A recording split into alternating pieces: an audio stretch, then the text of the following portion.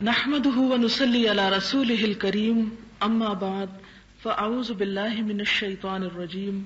بسم الله الرحمن الرحيم رب اشرح لي صدري ويسر لي امري واحلل عقدة من لساني يفقهوا قولي ربنا زدنا علما. الوصیۃ بالنساء، عورتوں کے ساتھ بھلائی کا بیان. قال اللہ تعالی وعاشروہن بالمعروف، اللہ تعالیٰ نے فرمایا عورتوں کے ساتھ حسن سلوک سے رہو سہو. وقال تعالی، اور اللہ تعالیٰ نے فرمایا وَلَن تَسْتَطِيعُوا أَن تَعْدِلُوا بَيْنَ النِّسَاءِ وَلَوْ حَرَصْتُمْ فَلَا تَمِيلُوا كُلَّ الْمَيْلِ فَتَذَرُوهَا كَالْمُعَلَّقَةِ وَإِن تُصْلِحُوا وَتَتَّقُوا فَإِنَّ اللَّهَ كَانَ غَفُورًا رَحِيمًا. یہ بات تمہارے بس سے باہر ہے کہ تم سب بیویوں میں برابری برت سکو، اگرچہ تمہارا کتنا ہی دل چاہے. بس ایک ہی طرف اتنے مائل نہ ہو جاؤ کہ دوسری کو لٹکتی ہوئی چھوڑ دو. اور اگر باہم موافقت تم کرو اور اللہ سے ڈرتے رہو تو اللہ تعالیٰ بے شک معاف کرنے والا اور رحم فرمانے والا ہے. یہاں پر پہلی آیت میں تو بتایا گیا کہ عورتوں کے ساتھ حسن سلوک کرو، جبکہ دوسری آیت میں سورۃ النساء کی ہے یہ بتایا گیا کہ اگر ایک شوہر کے پاس ایک سے زیادہ بیویاں ہیں تو وہ ہر چیز میں اگر عدل کرنا بھی چاہے تو وہ کر نہیں سکتا، کیونکہ پورے کا پورا عدل انسانی وسعت سے باہر ہے. انسان اپنے حد تک کوشش کر سکتا ہے، لیکن ضروری نہیں کہ اس کی یہ کوشش واقعی بارآور بھی ثابت ہو اور اس کے صحیح طور پر وہ سب کچھ کیا بھی جا سکتا ہو. اور خاص طور پر مادی معاملات میں، روپے پیسے کے معاملات میں، چیزوں کے معاملات میں تو پھر بھی عدل کیا جا سکتا ہے، لیکن انسان کے دلی جذبات اور احساسات کے بارے میں عدل کرنا ناممکن ہے. جیسا کہ آپ جانتے ہیں کہ اپنی اولاد کے بارے میں بھی عدل کا حکم دیا گیا. حضور صلی اللہ علیہ وسلم نے فرمایا سووا بین اولادکم فی العطیہ، اپنی اولاد میں تحفے تحائف دینے کے معاملے میں برابری اختیار کرو. وَلَوْ كُنْتُ مُفَضِّلًا أَحَدًا لَفَضَّلْتُ النِّسَاءَ، اگر میں کسی کو زیادہ دے سکتا ہوتا تو عورتوں کو ترجیح دیتا، لیکن اس کی مجھے اجازت نہیں دی گئی، لہٰذا تم برابر کا معاملہ کیا کرو. اس کے باوجود کہ آپ مادی معاملات میں برابری کرتے ہیں، لیکن دل کے جذبات اور احساسات اپنے بچوں کے بارے میں بھی ہر ایک سے مختلف ہوتے ہیں. کوئی اولاد میں سے ایک بچہ زیادہ پیارا ہوتا ہے، دوسرا نسبتاً کم ہوتا ہے، اور یہ جان بوجھ کر نہیں کیا جاتا اور نہ ہی اس کے بارے میں انسان کا کوئی بس چلتا ہے. اسی طرح جیسے اپنی اولاد کا کوئی دشمن نہیں ہوتا اور باوجود کوشش کے عدل نہیں کیا جا سکتا، یعنی جذبات کے معاملے میں، اسی طرح ایک سے زائد بیوی ہونے کے موقع پر بھی عدل جو ہے بالکل احساسات اور جذبات کا وہ انسانی حدود سے باہر ہے. لہذا یہاں پر انسانی فطرت کے اس کمزوری کو سمجھتے ہوئے یہ کہا گیا کہ اگر تم برابری پوری طرح نہ کر سکو تو کم از کم یہ ظلم مت کرو کہ ایک ہی کی طرف جھک جاؤ اور دوسری کو بالکل لٹکتا ہوا چھوڑ دو. لٹکتا ہوا سے مراد یہ ہے کہ نہ تو وہ اس گھر میں اس کے کوئی قدم جمے ہوئے ہوں، اس کی کوئی عزت کوئی ویلیو ہو، اور نہ ہی وہ اپنے والدین کے گھر جا سکتی ہو واپس، تو وہ عورت بیچ میں لٹک گئی کہ اس کا کوئی مقام اور کوئی ٹھکانہ نہیں. تو فرمایا ایسا سلوک نہ کرو. اور پھر کیا کرو؟ وَإِن تُصْلِحُوا وَتَتَّقُوا، اگر تم اصلاح کرو گے اور تقویٰ کرو گے، فَإِنَّ اللَّهَ كَانَ غَفُورًا رَحِيمًا، تو تمہاری اپنی طرف سے جو اصلاح کی کوشش ہوگی اور اپنی طرف سے جو مساوات کی کوشش ہوگی اور دل میں خدا کا خوف اور تقویٰ موجود ہوگا، تو اس تقویٰ کی وجہ سے اللہ تعالیٰ تمہاری بخشش کر دیں گے اور تمہارے گناہ کو معاف فرما دیں گے. پھر اس کے بعد احادیث نبوی ہیں. وعن ابی ہریرہ رضی اللہ عنہ قال قال رسول اللہ صلی اللہ علیہ وسلم استوصوا بالنساء خیرا فإن المرأة خلقت من ضلع وإن أعوج ما في الضلع أعلاه فإن ذهبت تقيمه كسرته وإن تركته لم يزل أعوجا فاستوصوا بالنساء متفق عليه. وفي رواية في الصحيحين المرأة كالضلع إن أقمتها كسرتها وإن استمتعت بها وفيها عوج وفي رواية لمسلم إن المرأة خلقت من دلع لن تستقيم لك على طريقة فإن استمتعت بها استمتعت بها وفيها عوج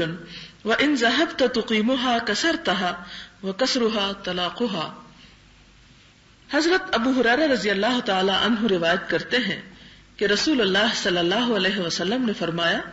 کہ عورتوں سے اچھے سلوک سے پیش آیا کرو، کیونکہ عورت کی تخلیق پسلی سے ہوئی ہے، پسلیوں میں اوپر کی پسلی کچھ زیادہ ہی ٹیڑھی ہے، اسے سیدھا کرو گے تو وہ ٹوٹ جائے گی، اگر چھوڑ دو گے تو وہ کج ہی رہے گی، ٹیڑھی ہی رہے گی،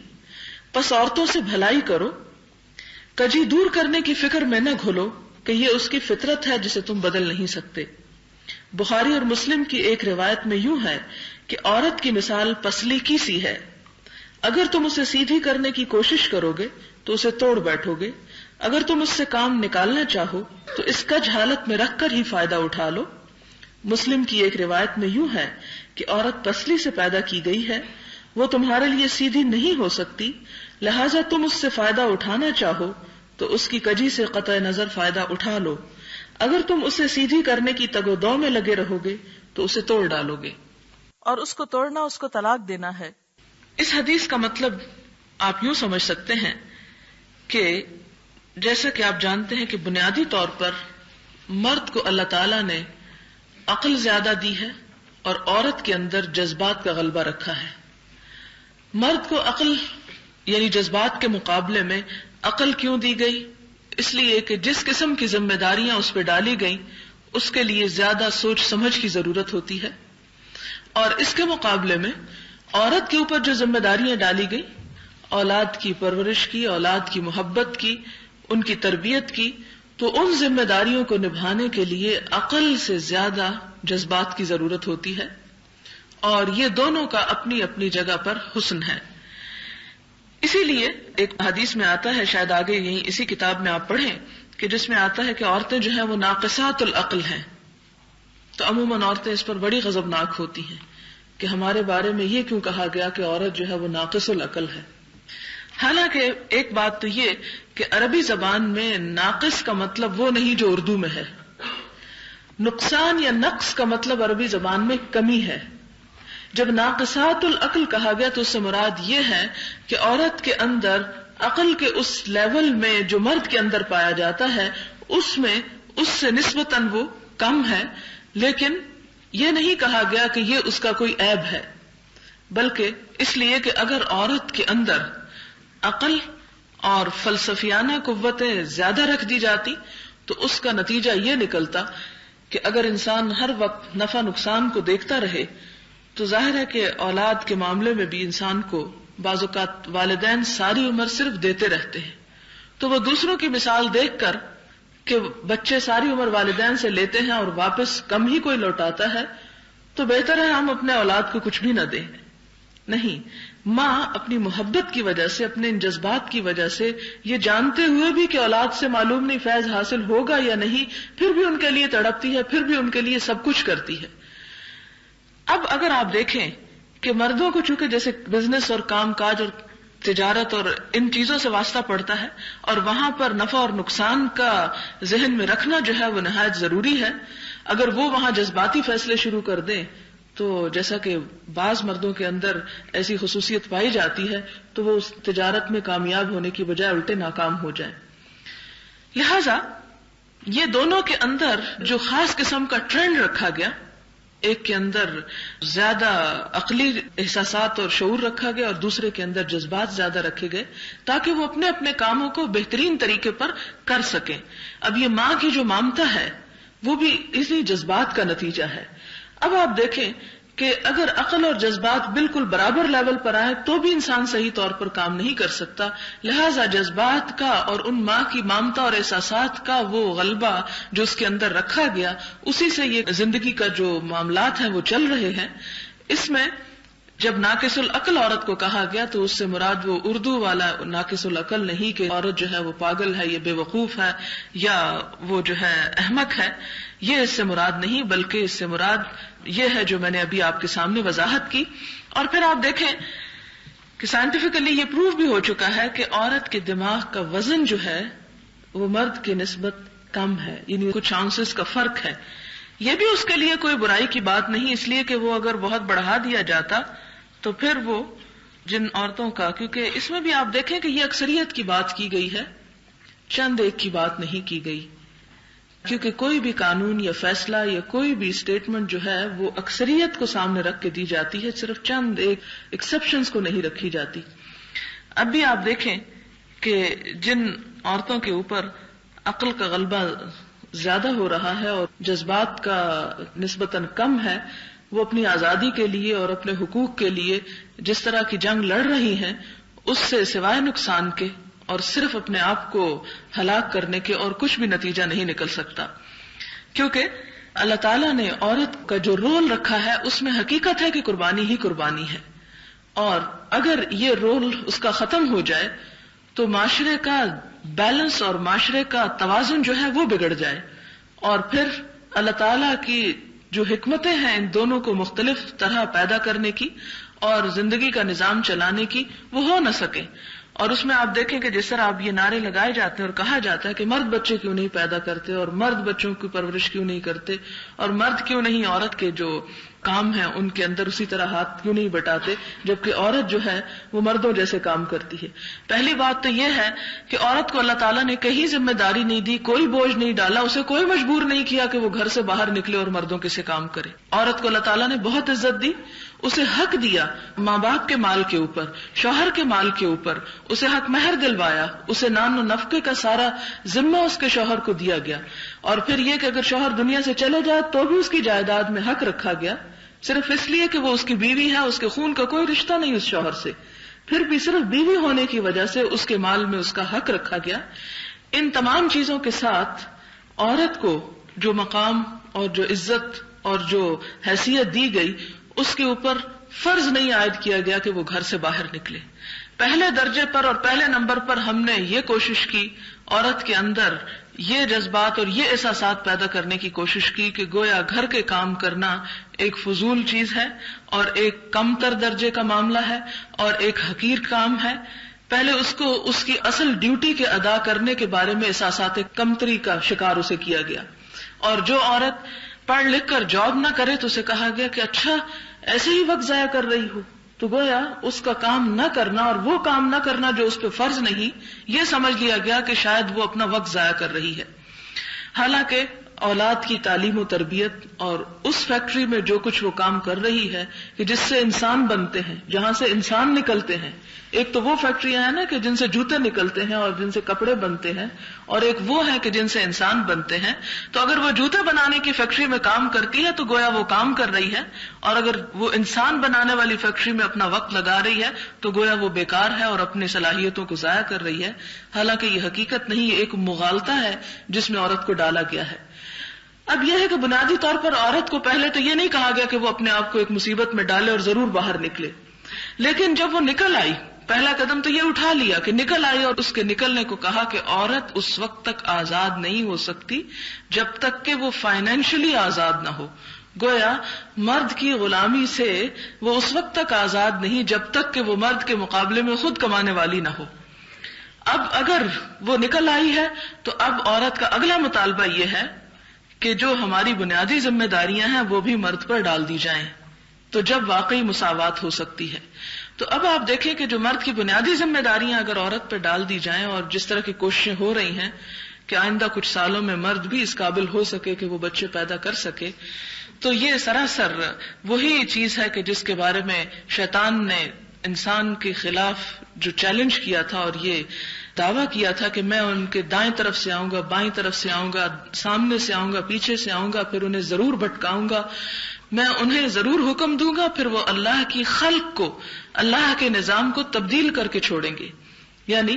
وہ جو ذمہ داریوں کی تقسیم اللہ تعالیٰ نے انسان کے بھلے کے لیے کر دی، اس کو وہ بدل ڈالیں گے. اور جب انسان فطرت کے کاموں میں دخل اندازی کرتا ہے تو سوائے اپنے نقصان کے اور کچھ نہیں کرتا. اب یہاں پر جو چیز بتائی گئی وہ بھی اس میں یعنی ٹیڑھی پسلی سے، یہ اصل میں مرد کو یہ بتایا گیا کہ تم جس طرح سوچتے ہو ہر چیز 2 اور 2 4، اور ہر چیز کے بارے میں عقل تمہاری غالب ہے، تم چاہتے ہو کہ عورت کے اندر بھی وہی عقل ہو اور اسی طرح وہ بھی معاملہ کرے، تو یہ تمہارا ایٹیچیوڈ جو ہے وہ درست نہیں ہوگا. اس طرح اگر اس سے معاملہ کرو گے تو اپنا آپ کو بگاڑو گے. اور یہاں پر مثال دی گئی کہ عورت ایسی ہے کہ جیسے پسلی سے، یعنی آپ دیکھیں کہ پسلی کی جو تخلیق ہے اس میں ٹیڑھا پن ہے. یہ ٹیڑھا پن کوئی گمراہی نہیں کہا گیا، یہاں صرف بتایا گیا کہ جس طرح ایک چیز مڑی ہوئی ہوتی ہے تو یہ مڑی ہوئی بھی ہے اور خوب مڑی ہوئی ہے، سختی کے ساتھ مڑی ہوئی ہے، یعنی اسے گویا بنایا ہی اللہ تعالیٰ نے اس طرح ہے. یہ نہیں کہ نعوذ باللہ ذلیل و رسوا کیا ہے اور اس کی کوئی حقارت ہے، نہیں، اس کی تخلیق اس طرح ہوئی ہے. اس کے اندر کچھ چیزوں کے بارے میں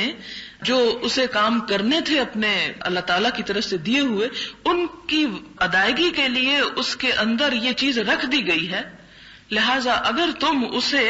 اپنے ذہن کی طرح اور اپنے جیسے مرد کے ساتھ معاملہ کرتا ہے وہ کرنے کی کوشش کرو گے تو اس کا فائدہ کچھ نہیں ہوگا، وہ ٹوٹ جائے گی.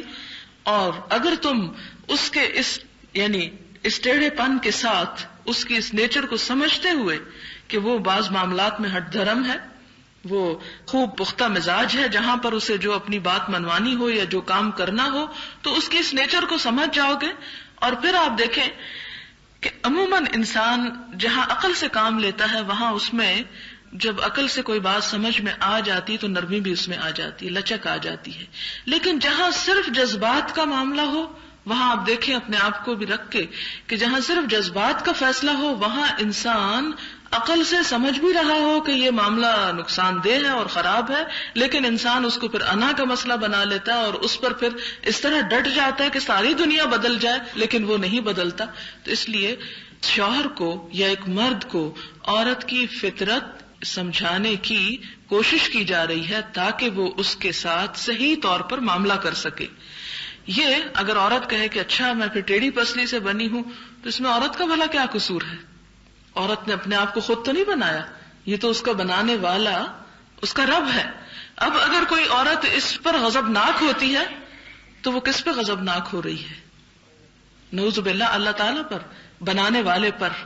اور بنانے والے نے کیوں ایسا بنایا؟ اس نے ہر چیز کو پوری حکمت اور تدبیر کے ساتھ بنایا. اس کے بنانے میں کوئی بھی کجی نہیں. جیسے کہ وہ آتا ہے نا کہ اللہ تعالیٰ فرماتے ہیں فرجع البصر هل ترى من فطور، تم اپنی نگاہ پلٹا کے دیکھو کیا تمہیں کوئی رخنا نظر آتا ہے، یعنی آسمان کی طرف. ثم ارجع البصر کرتين ينقلب اليك البصر خاسئا وهو حسير، کہ تمہاری نگاہ تھک کر نامراد پلٹ آئے گی لیکن تمہیں رحمان کی تخلیق میں کسی قسم کا کوئی خلل، کوئی کجی اور کسی قسم کی کوئی بھی خرابی نہ پاؤ گے. تو عورت کو اگر اس نے ٹیڑھی پسلی سے پیدا کیا تو رحمان نے خود اس کو پیدا کیا، اور اس پیدائش میں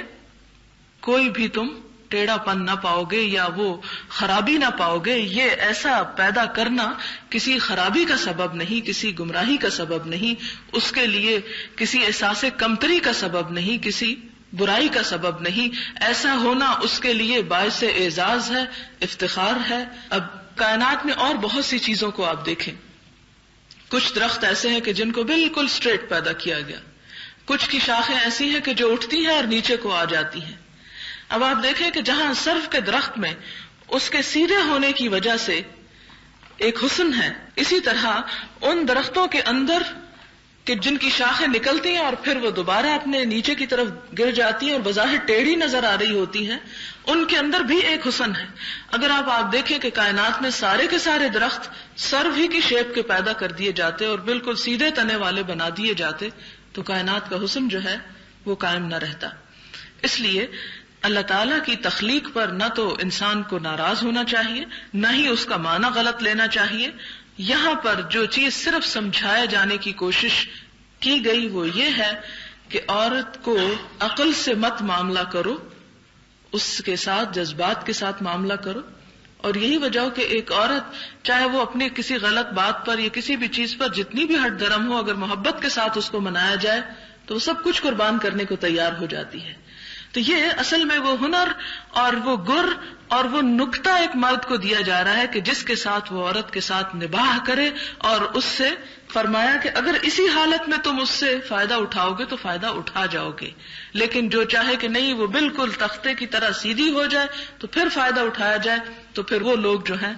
وہ اس وجہ سے اپنی زندگی میں ناکام رہتے ہیں۔ اور پھر نیچے یہ اس کی وضاحت کی گئی کہ اس کا سیدھا کرنا کیا ہے، اسے توڑ ڈالنا، اور توڑ ڈالنا کیا ہے، اسے طلاق دینا۔ کہ جو شخص یہ نقطہ نہیں سمجھتا اور جو مرد عورت کی اس فطرت سے جس پر اللہ نے اس کو پیدا کیا اس سے واقف نہیں اور اس کے ساتھ صبر و تحمل کے ساتھ نباہ کرنا نہیں جانتا، پھر وہ عورت کی ذات سے فائدہ بھی نہیں اٹھا سکتا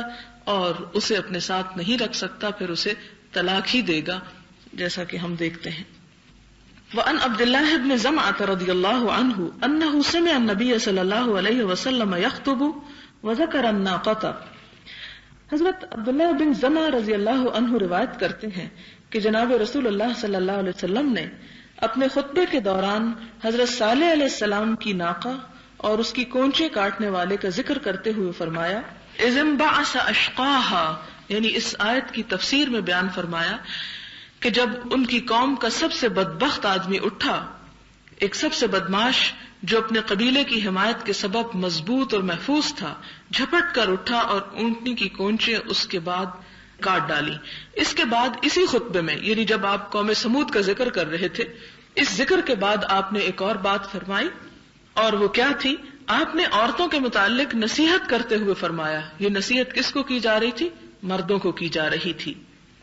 کہ یہ کیا حرکت ہے کہ تم میں سے کوئی اپنی عورت کو اس طرح پیٹتا بھی ہے جیسے غلام کو،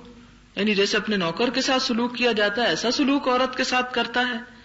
پھر ہو سکتا ہے کہ اسی رات اس سے شباش بھی ہو، یعنی بیوی کے ساتھ وہ معاملہ نہیں کرنا چاہیے کہ جو ایک نوکر کے ساتھ یا ایک حقارت آمیز معاملہ ہو، یا یہاں پر دراصل مارنے سے روکا جا رہا ہے کیونکہ وہ تمہارے کاؤنٹر پارٹ ہیں، تمہارے ہی جیسی ہیں، انسانیت کا دوسرا رخ ہیں۔ تم ان کے ساتھ اگر معاملہ کرو اور کوئی چیز ان کی ناپسند آئے، تو کہ مرد کو اللہ تعالیٰ نے جسمانی طور پر طاقت اور قوت دے رکھی ہے، تو وہ روکا جا رہا ہے کہ اپنے کام اور اپنے مطلب کے حصول کے لیے تشدد سے کام مت لو۔